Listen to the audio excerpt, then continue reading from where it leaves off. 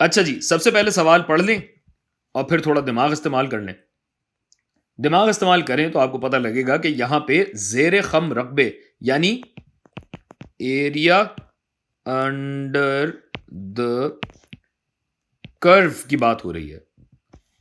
यानी अगर ये कर्व है तो इसके नीचे जो एरिया है इस पूरे एरिया की बात की जा रही है। लेकिन ये सारा एरिया नहीं, आपको ये बताया गया है कि 1 से 4 तक का जो रकबा है वो 6 के बराबर है। यानी 1 से अगर आप शुरू करें और 4 तक जाएं तो ये रकबा 6 के बराबर है। जबकि 1 से 7 तक का रकबा अगर आप देखें, यानी यहां से यहां तक का अगर रकबा देखें तो यह है 11।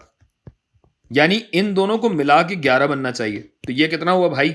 ये 6 है, ये 11 होना है, तो ये कितना हो जाएगा? ये 5 बचेगा।